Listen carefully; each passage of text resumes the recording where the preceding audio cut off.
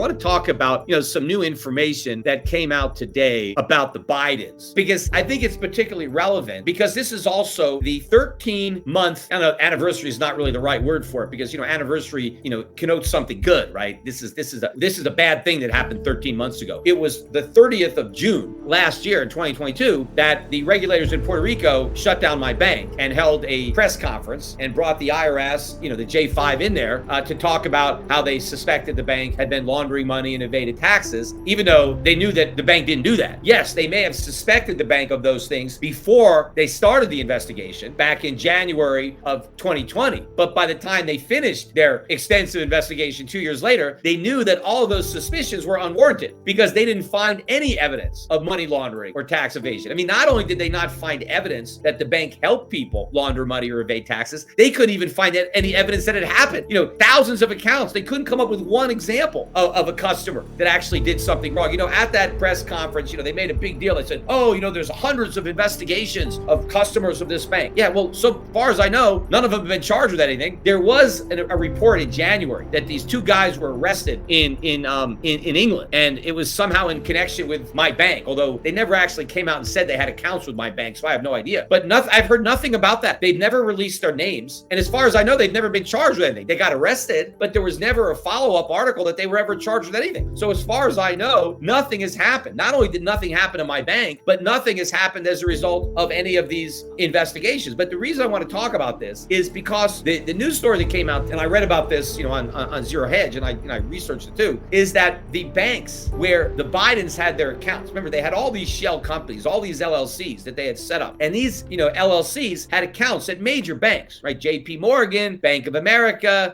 Chase, all the big banks, right? They didn't have an account with my bank. Of course, that's the irony. There's no way they could have opened one. Our compliance was too strict. I mean, first of all, we didn't take Americans, so we wouldn't have taken the Bidens. But we also didn't take politically exposed people. They're called PEPs, P-E-P. That's the anachronism in the banking world. Why didn't my bank take PEPs? Because we thought they were too risky. And clearly, the Bidens were doing a lot of shady things. We didn't want any politicians to have accounts at our bank because we didn't trust them, right? We know these guys break the law, so we didn't want them doing it at our bank. But, these big banks, they got no problem with taking politicians. So they took the Bidens and all these accounts. They filed over the course of, I'm not sure how many years, 170 suspicious activity reports. Those are called SARs on the Bidens. That means the bank saw something suspicious in the transaction and notified the government. Hey, look, we're worried about this transaction in this account. The government did nothing. Now, you can see, okay, maybe one or two SARs, no big deal. 170 on the same group of accounts and nothing? I mean, what is the point of requiring banks to file these suspicious activity reports if you don't even look into them? They must have looked into them. Somebody at the Justice Department, somebody somewhere must have looked into these SARs and saw that they were linked to these Biden-related accounts, and so they did nothing. Here's the irony. None of these big banks, despite filing all of these SARs, none of these banks closed any of the Biden's accounts. They just let them keep on banking. Even though they were doing all this suspicious stuff, they kept the account open. They kept processing all these suspicious transactions. All they did is tell the government that they're doing it, and they figured, okay, we covered our butts, but they continued to bank these LLCs. Now, contrast that to what my bank would have done. We would have shut the account down. We wouldn't have just continued to bank them. We got a lot of SARs that we filed, but we always shut the account down. We didn't want to take a chance. So if we saw something suspicious, and just because it's suspicious, that doesn't mean the customer actually did anything wrong, right? It just looks like maybe they did something wrong. And so you tell the government. But my bank was so cautious. We didn't want to take a chance. See, these big banks don't have as much to worry about, but we depended at my bank on our correspondent banking relationship. And so we needed to make sure we were extra clean. That's why, we didn't take critically exposed people. There was about 13 different types of people that we wouldn't even take accounts from because they were too high risk. And then if there was any suspicious activity, not only did we file the SAR, we closed the account. We said, you know what? You can't do any more business with us. We don't want to take a chance. That's how strict my bank was. The irony, Westpac in Australia, we had a correspondent banking relationship with Westpac.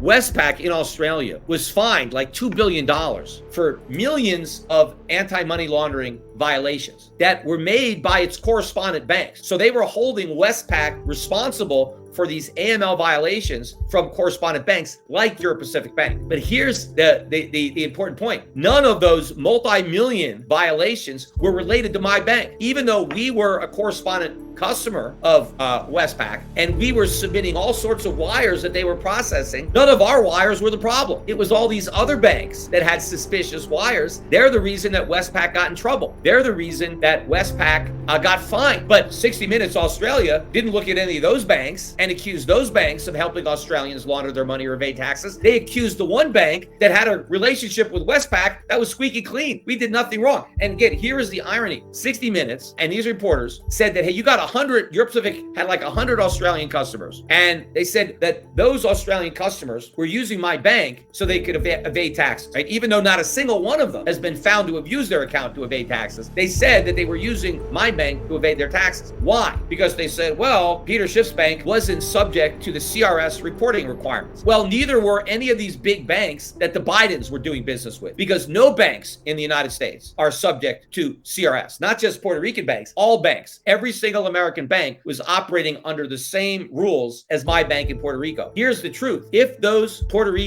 Australian customers really wanted to hide their money from the tax man in Australia, they would have sent their money to JP Morgan. They would have sent it to Bank of America. They would have sent it to Wells Fargo or Citibank, because those banks wouldn't have closed their accounts for suspicious trades, just like they didn't close the Biden's accounts. They just would have sent the SAR, but they would have allowed them to conduct their business. My bank was the most difficult bank. If your goal was laundering money or evading taxes, the last place that you would have sent your money, if you were an Australian, was to my bank, because my bank had to have compliance that was far stricter than these other banks. And by the way, there are U.S. states like Delaware, like Nevada, that have bank secrecy. If you really want to keep your money secret from the tax man, that's where you go. You go to Nevada, you go to Delaware. There are a few states that really have bank secrecy. There's no bank secrecy at all in Puerto Rico. It's an open book, right? The only thing that we had was that we weren't reporting through CRS because there was no way to do it, because no American bank has the ability to do that, because the U.S. government didn't sign on to that protocol. So we had no choice. I mean, if we were able to comply with CRS, we would have done it. In fact, we had a brokerage subsidiary in the British Virgin Islands, and BVI was subject to CRS. And so all of our brokerage accounts, we filed. So any Australians who had brokerage accounts with my bank, we reported those accounts to the Australian government through our BVI subsidiary, because there was a mechanism in place that allowed us to do that.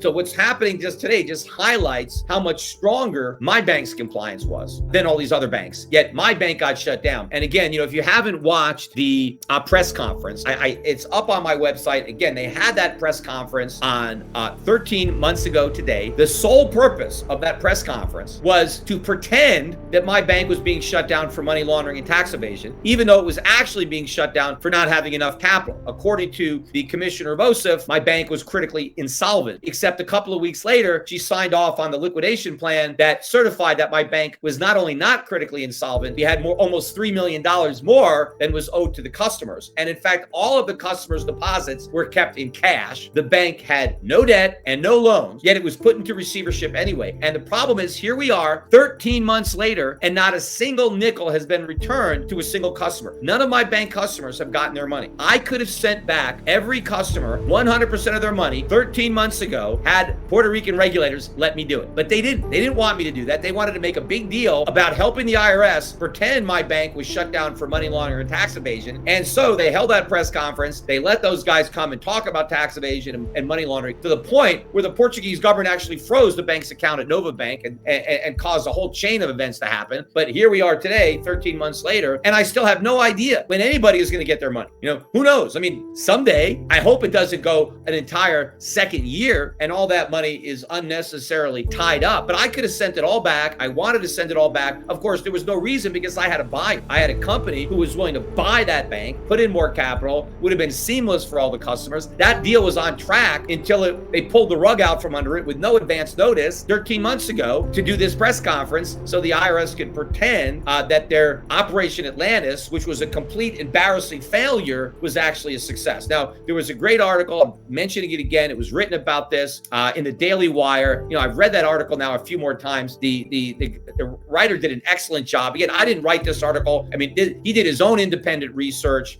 This is Pulitzer Prize material. It's unfortunate that the mainstream media is completely ignoring. I'm surprised nobody has picked up on this. And so, we got to bring it to the attention. So if you haven't read this article, it's up there on the internet. I've tweeted it out. Share it with your friends. Send it to congressmen. I mean, I'm trying to use whatever connections I have to get an investigation going. doing, but it really exposes the degree of corruption, the obstruction of justice, the abuse of power that goes all the way to the top of the IRS. And again, the government wasted, the U.S. government wasted 2 years, spent all kinds of money looking for evidence that my bank was helping people launder money and evade taxes and found nothing. At the same time, they were handed a pile of evidence on a silver platter that the Bidens were actually evading taxes and laundering money, and they did nothing.